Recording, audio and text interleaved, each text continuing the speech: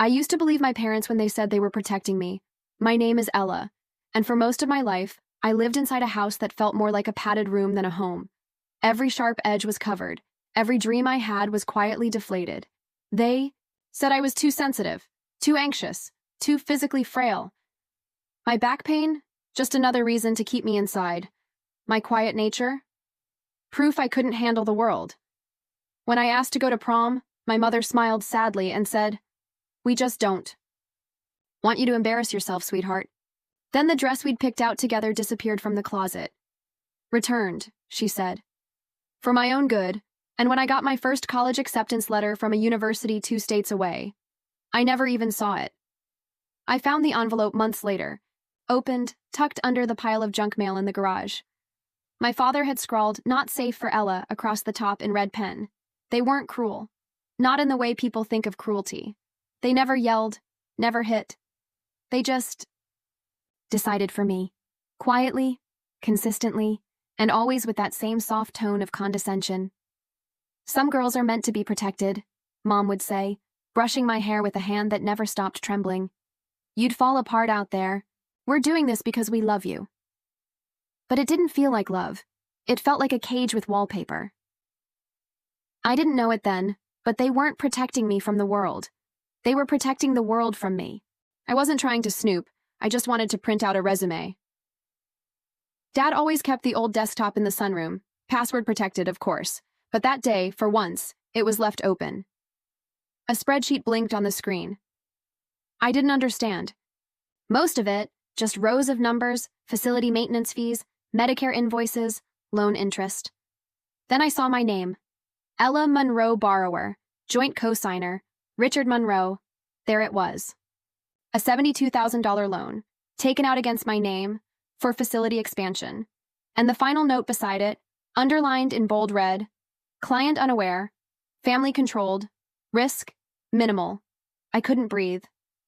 When I confronted them, they didn't even deny it. Dad didn't flinch, just said, "You wouldn't have known what to do with that money, Ella. It's safer this way." "For you," Mom added gently, "you'll never have to worry about anything.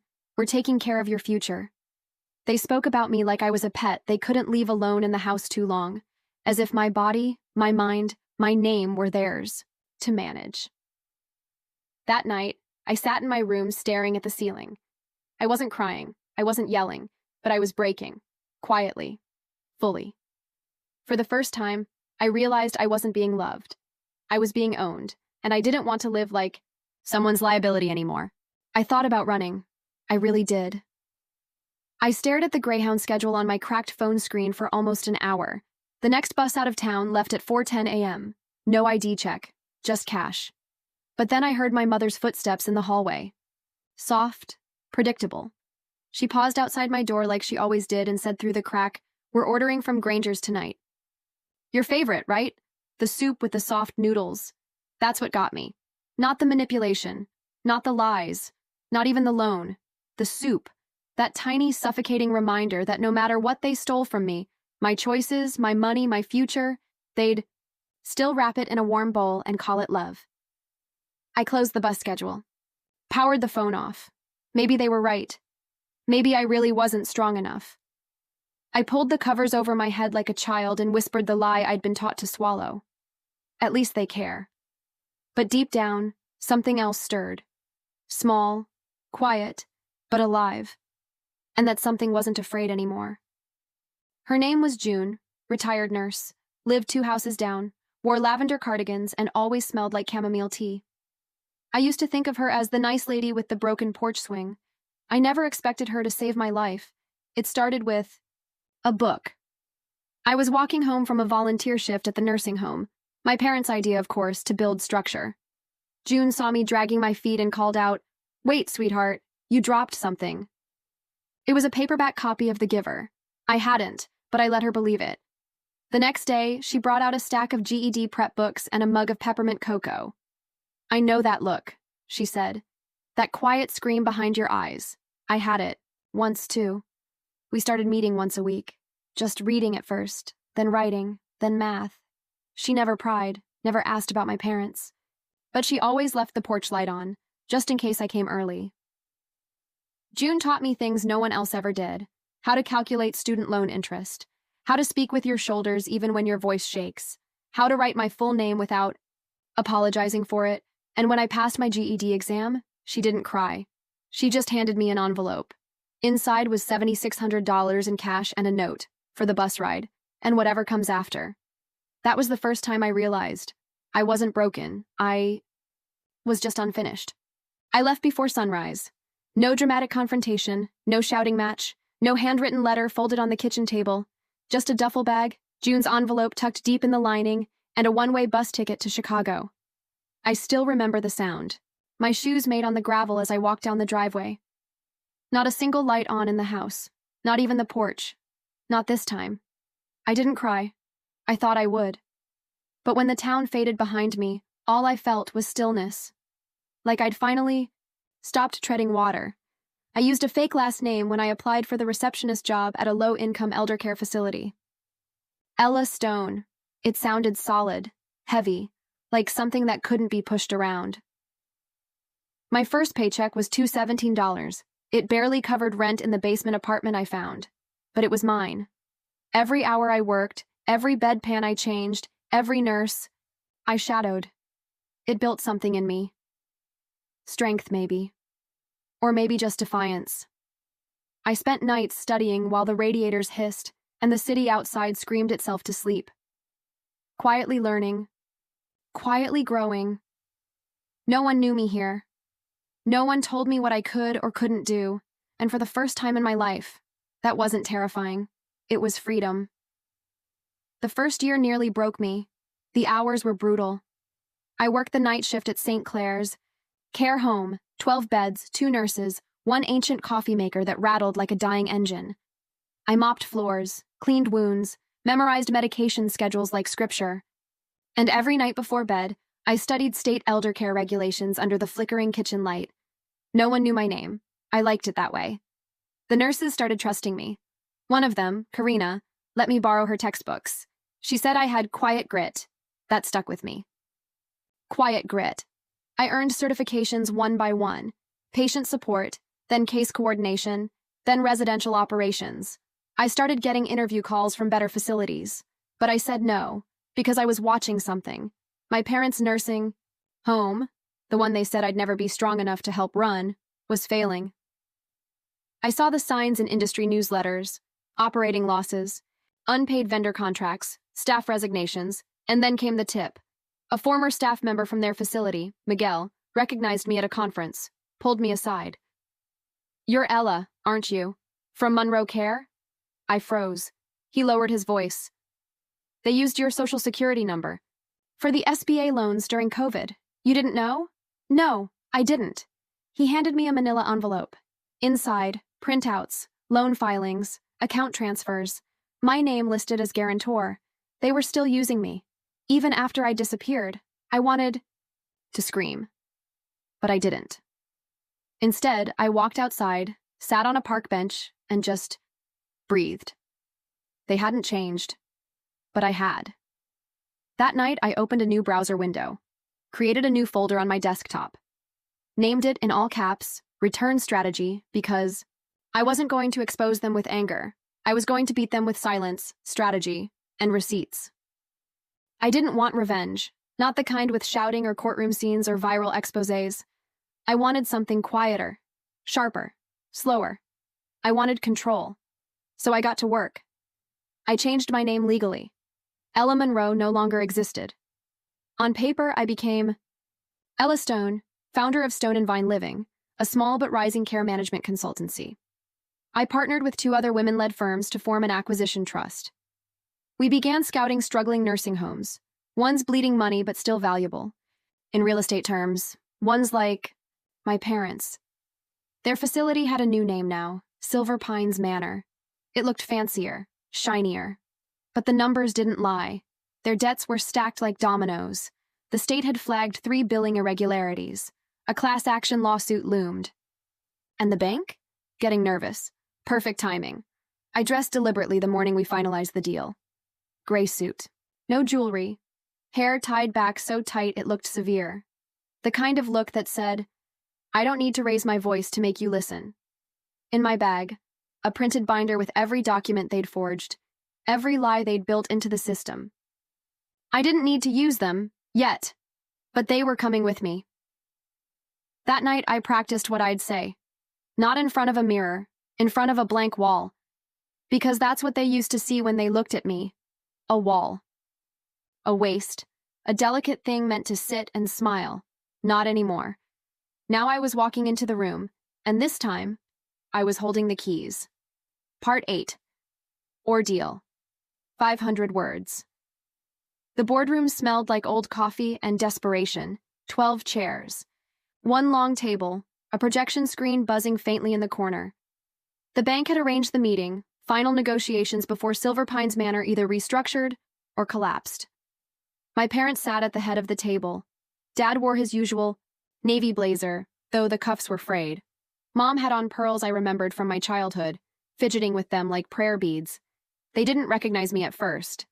I sat near the far end, flanked by my legal counsel and a silent man named Harris, representing the Acquisition Trust. I kept my face neutral, watchful. The presentation began. Charts, losses, proposed cuts. Dad spoke with that same fake poise he always used when charming investors. The facility is still viable. We just need another 6 months of bridge financing. Then came the vote. The bank officer turned to Harris and asked, "And what does Stone and Vine Living recommend?" Harris didn't answer. I did. We recommend acquisition, full purchase, immediate transfer of operational control. The room turned. Mom squinted. I'm sorry. Who are you? I stood up slowly, placed the printed binder on the table, and flipped it open to the cover page.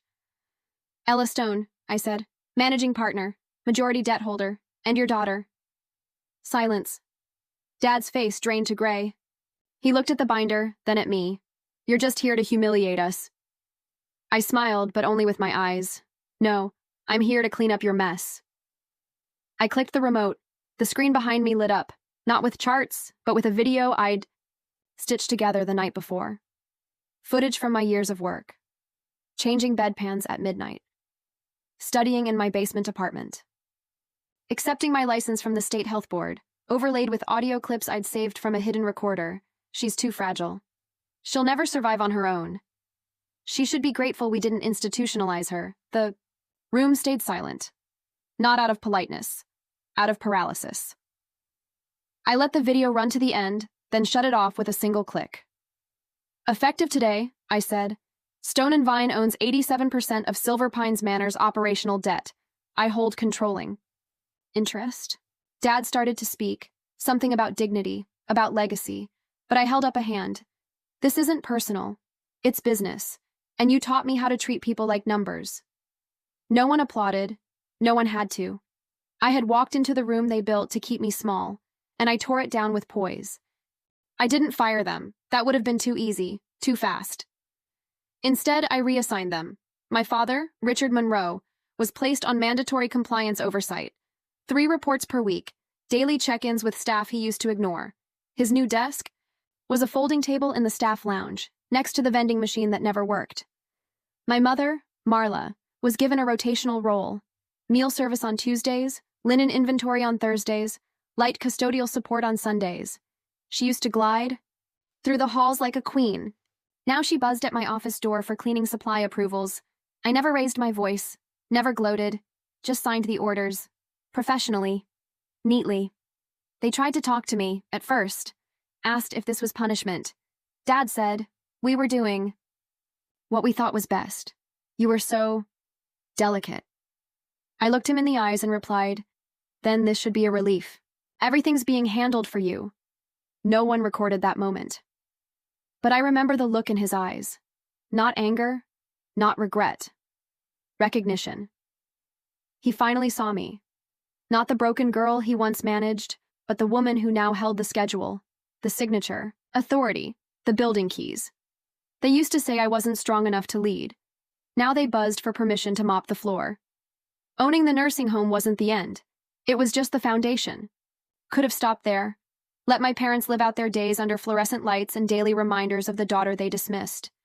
But I kept seeing the other Ellas, quiet girls pushing wheelchairs, underpaid aides skipping meals, immigrant, nurses writing reports no one reads. I couldn't forget them. So I used the leverage I had. I contacted the state health board. Sent in the documents Miguel had shared, the ones my parents thought they'd buried in old filing cabinets. Fraudulent billing, falsified medication logs, dozens of violations. An investigation opened quietly. Then came the legal notices. Civil penalties, back payments, a federal audit. My name wasn't listed anywhere on the public filings, but I watched from a distance as the empire they built on silence and manipulation began to crumble, and I did something else. I launched a small initiative through Stone and Vine, a scholarship fund for under-recognized female caregivers. We called it June's Light, after the woman who first lit my path. Applications flooded in. One girl wrote in her essay, "I'm not weak. I just need someone to believe I'm not invisible." I pinned her words above my desk, because that's what this whole journey had been about. Not revenge, visibility. I don't flinch when people say my name anymore. I used to brace myself for the questions. Are you that Monroe girl? But now they don't ask with pity. They ask with curiosity, with respect. I spoke at a statewide conference last month, panel on elder care ethics. My name was on the banner, my face on the program. I stood at the podium and looked out at the crowd, and somewhere in the third row were my parents. They didn't try to hide. They just sat there, hands folded, faces pale and unreadable. They looked smaller somehow. When the moderator asked me what shaped my leadership style, I didn't hesitate. Survival. Not in the dramatic sense. In the quiet way. The kind where no one believes you'll make it, so you learn to build a world that doesn't need their belief. Someone clapped, then another, then the whole room. But I didn't smile for the applause. I smiled for the girl who used to sit in a dark bedroom and wonder if her life would ever belong to her. That girl is gone now. In her place is someone else. Someone who knows how to run a company, stand alone, and speak calmly in rooms where her name was once dismissed. I walked off that stage slowly, deliberately, not to prove anything, but to feel every step. Because for the first time in my life, I didn't feel like I was escaping anything. Had nothing to run from anymore, only forward. Every Friday, just before sunset, I walk the halls of the nursing home. Not because I have to, because I can. The building feels different now. Not just because the paint is fresh or the floors don't squeak anymore, but because it's no longer filled with fear.